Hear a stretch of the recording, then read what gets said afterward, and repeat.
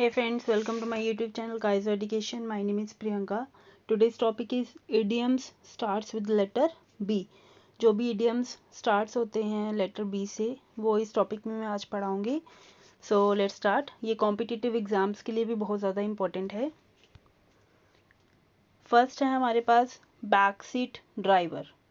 Backseat driver meaning people who criticize from the sidelines, much like someone giving unwanted advice from the back seat of a vehicle to the driver, or any person who gives unwanted advice instead of helping or understanding. What it means, जो लोग हमको क्या करते हैं, किनारे से आलोचना करते हैं, मतलब साइड होकर हमको क्रिटिसाइज करते हैं, ठीक उसी तरह जैसे व्यक्ति कोई भी पर्सन है हमारी जो पिछली ड्राइवर की पिछली सीट पर बैठ के उसको सलाह देता रहता है कि यहाँ जाना है वहाँ जाना है, ऐसे करो वैसे करो, उसी तरह कोई भी व्यक्ति जो मदद या समझने के बजाय उसे कोई भी अनइम्पोर्टेंट एडवाइस देता है, मतलब उसको समझे ना लेकिन उसको एडवाइस ऐसे ही दे. मैं फिर रिपीट कर रही हूँ, जो लोग हमको क्रिटिसाइज करते हैं साइड पे बैठ के, जो लोग किनारे से आलोचना करते हैं, साइड पे बैठ के आलोचना करते हैं, हमारे क्रिटिसाइज करते हैं, ठीक उसी तरह जैसे व्यक्ति मतलब व्हीकल की पिछली सीट से जो ड्राइवर को अनइम्पॉर्टेंट एडवाइस देता रहता है, या कोई भी व्यक्ति जो मदद करने के अलावा या उसको ना समझने के बजाय अनइम्पॉर्टेंट सलाह देता है, उसको हम बोलते हैं बैक सीट ड्राइवर. इसका सीधा सा मतलब ये है कि वो हमको समझे ना, सिर्फ हमको सलाह देता रहे, मतलब सिर्फ हमको समझाता रहे, हमको समझे ना. हिंदी में इसका मीनिंग है कोई भी व्यक्ति जो मदद या समझने के बजाय अवांछित सलाह देता है, मतलब जो हमको समझे ना और जो मदद भी ना करे, उसके बजाय हमको अनइम्पोर्टेंट सलाह देता रहता है कि ये करो वो करो. Back seat driver. For example, Daisy is such a backseat driver, she needs to stop interfering. Daisy जो है वो backseat driver है, हमको सिर्फ ऐसे ही सलाह देती रहती है, उसको अपनी interference ख़त्म करनी चाहिए, stop करनी चाहिए. Next है हमारे पास back to square one. Back to square one. What it means, having to start all over again. Start working on a plan from the beginning because your previous attempt failed completely.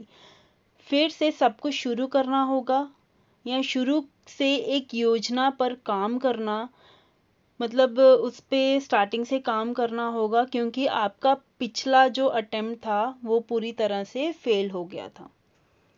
I hope आपको clear हो गया. Back to square one का मतलब होता है फिर से सब कुछ शुरू करना होगा क्योंकि हमारा पिछला जो अटेम्प्ट है वो फेल हो गया था पूरी तरह.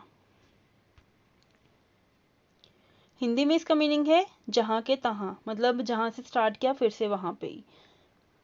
For example, we will have to go back to the square one if the government pulls our funding on this project. अगर गवर्नमेंट इस मतलब परियोजना पर हमारे जो वित्त पोषण को खींचती है तो एक वर्ग में वापस जाना होगा, मतलब हमको अपना प्रोजेक्ट फिर से स्टार्ट करना होगा. नेक्स्ट है हमारे पास bring home the backend. Bring home the backend इसका मतलब क्या है, to earn money particularly for one's family to be successful, specially financially successful. पैसा कमाने के लिए, विशेष रूप से किसी के परिवार के लिए या अपने परिवार के लिए सफल होने के लिए, विशेष रूप से आर्थिक रूप से सफल होने के लिए, मतलब फाइनेंशियली सक्सेसफुल होने के लिए पैसे कमाना, उसको हम बोलते हैं ब्रिंग होम द बैकएंड. इसका हिंदी में मीनिंग है सफलता हासिल करना या कमाना, मतलब या तो पैसे कमाना या सफलता हासिल करना. For example, his wife chooses not to work so Robert has to bring home the backend. उसकी वाइफ ने चूज किया कि वो काम नहीं करेगी, सो रॉबर्ट काम कमाना स्टार्ट हो गया है. नेक्स्ट है बैकरूम बॉयज.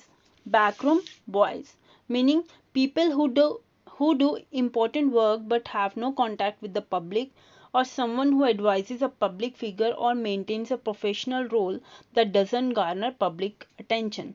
अब यहाँ पे वे लोग जो important work करते हैं लेकिन जो पब्लिक से उनका कांटेक्ट नहीं है, जो लोग इम्पोर्टेंट वर्क करते हैं लेकिन पब्लिक से उनका कांटेक्ट नहीं है, कोई ऐसा व्यक्ति जो किसी मतलब प्रोफेशनल रोल सार्वजनिक हस्ती को सलाह देता है या एक पेशेवर भूमिका रखता है, वो जनता का ध्यान आकर्षित नहीं करता। मतलब वो इम्पोर्टेंट वर्क भी कर रहा है लेकिन पब्लिक को नहीं पता कि वो उसने किया है काम। जैसे मीनिंग इन हिंदी, अप्रसिद्ध महत्वपूर्ण व्यक्ति, मतलब वो इम्पोर्टेंट काम भी कर रहा है, महत्वपूर्ण काम भी कर रहा है, इम्पोर्टेंट वर्क कर रहा है लेकिन उसकी प्रसिद्धि नहीं हो रही है। Backroom boys don't always receive the credit they deserve for the work. Backroom boys को हमेशा वह श्रेय नहीं मिलता जिसे वे अपने काम के लायक हैं। अब नेक्स्ट है हमारे पास bad blood. Bad blood meaning feelings of hate between people because of arguments in the past. अतीत में जो भी आर्ग्यूमेंट्स होती थी, जो भी तर्क होते थे, तर्कों के कारण लोगों के बीच घृणा की भावनाएं, मतलब feelings of hate between people because of arguments in the past. अतीत में तर्कों के कारण लोगों के बीच घृणा की भावनाएं। बैड ब्लड मीनिंग आपसी दुश्मनी, मतलब जो आपस में दुश्मनी होती है उसको हम बोलते हैं bad blood. For example, none of us wish to see bad blood between those two organization, मतलब हम में से कोई भी ये नहीं चाहेगा कि इन दोनों ऑर्गेनाइजेशंस में आपसी दुश्मनी हो। नेक्स्ट है हमारे पास badger someone into doing something.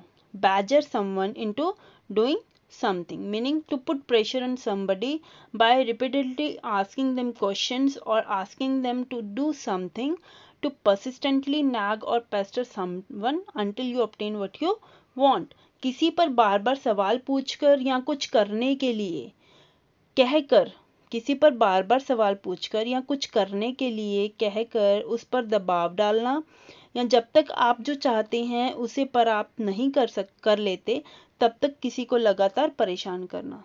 I hope आपको क्लियर हो रहा है। किसी पर बार बार सवाल पूछकर या कुछ करने के लिए कुछ कहकर दबाव डालना, या जब तक आप जो चाहते हैं उसे प्राप्त नहीं कर लेते तब तक किसी को लगातार परेशान करना।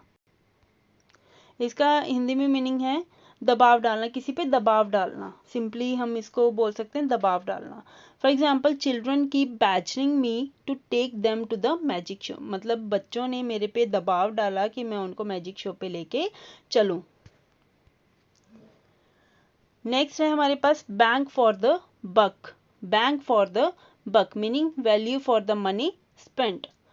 इसका हिंदी में मीनिंग है लगाए गए धन की पूरी कीमत वसूलना, मतलब जो भी आपने पैसे लगाए हैं उसकी पूरी कीमत वसूलना, मतलब आपके पैसे वेस्ट नहीं गए हैं, आपको मतलब जो आप चाहते थे वैसा हुआ है। Bank for the buck. For example, excuse me, which of this laptops would offer me the best bank for the buck, मतलब क्षमा कीजिए, इसमें से कौन सा ऐसा लैपटॉप है जो मुझे मेरे लगाए हुए पैसे की कीमत अच्छी देगा, मतलब अच्छा निकलेगा, मैं अगर पैसे लगाऊंगी तो वो अच्छा ही निकलेगा। नेक्स्ट है हमारे पास bankers hours. Bankers hours meaning short work hours, a work day that is shorter than that of most businesses, typically between 10 a.m. and 3 p.m. on Monday through Friday, the hours when banks used to be open।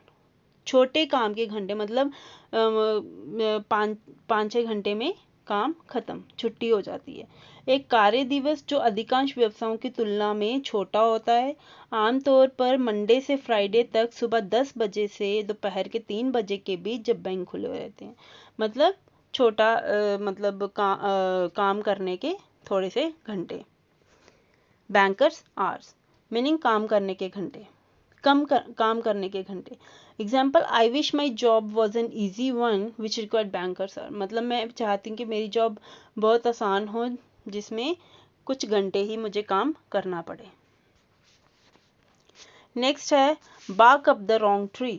bark up the wrong tree meaning to attempt or pursue a futile course of action, often by making some kind of suggestion or request to make the wrong choice, to ask the wrong person to follow the wrong course। इसका मतलब है किसी प्रकार का सुझाव या अनुरोध करके गलत चुनाव करने के लिए अक्सर व्यर्थ कार्रवाई करने का प्रयास करना या उसका पीछा करना, गलत व्यक्ति से पूछना, गलत काम करना, गलत काम करने के लिए रॉन्ग स्टेप्स फॉलो करना। इसको सिंपली अगर लैंग्वेज में बोलें तो गलत फहमी में होना। सिंपल लैंग्वेज में अगर bark up the wrong tree का मतलब है गलत फहमी में होना। For example, if you think you will solve the problem by following दो steps, you are barking up the wrong tree. अगर आप सोचते हो कि आप इन स्टेप्स को फॉलो करके आप ये प्रॉब्लम सॉल्व कर लोगे तो आप एक गलत फहमी में हो। You are barking up the wrong tree. Next है हमारे पास be all ears। Be all ears meaning to be ready and eager to hear what one has to say. इसको क्या है, इसका मतलब क्या है, ध्यान लगा के सुनना। कुछ ऐसा बोल रहा होता है जिसको हम बड़े मन लगा के सुनते हैं, ध्यान लगा के सुनते हैं, ध्यान लगाकर सुनना। B all ears। For example, kids in my class were all ears when I was telling them the story। जो मेरे क्लास में जो भी बच्चे थे वो बड़े ध्यान से सुन रहे थे जब मैं उनको स्टोरी सुना रही थी या सुना रहा था। नेक्स्ट है brush something or someone aside.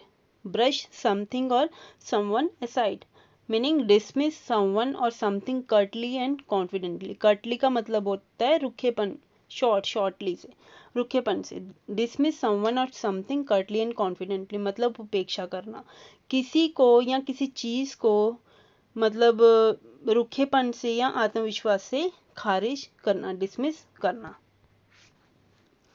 For example, he brushed aside questions about his son's arrest.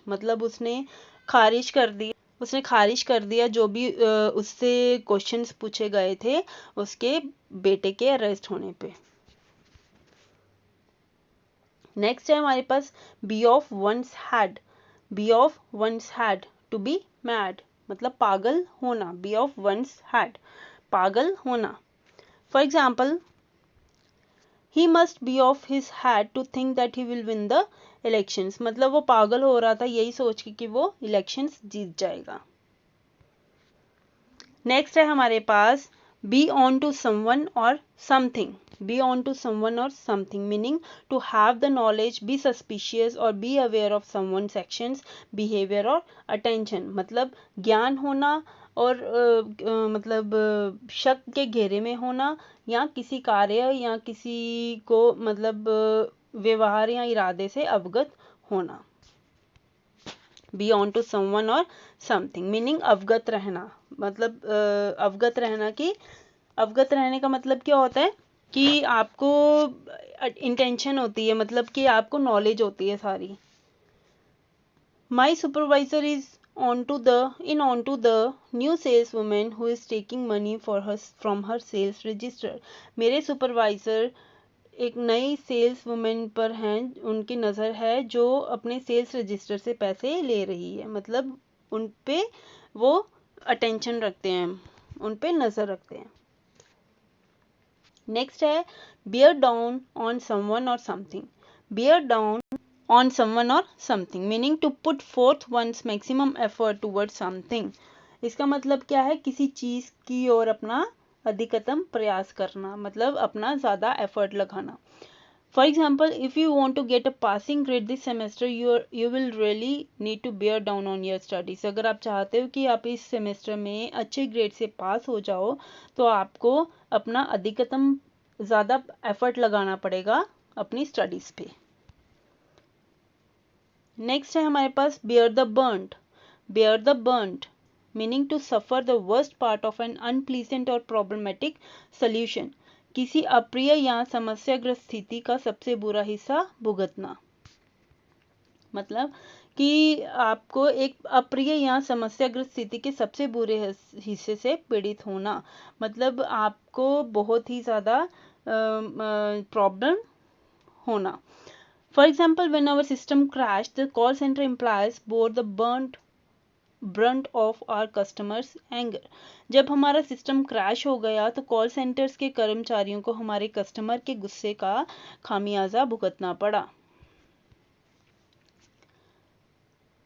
अगर आज की वीडियो आपको मेरी अच्छी लगी है तो मेरी इस वीडियो को प्लीज़ लाइक करो, मेरे इस चैनल को सब्सक्राइब करो और ज़्यादा से ज़्यादा शेयर करो। मिलते हैं अब अपनी नेक्स्ट वीडियो में।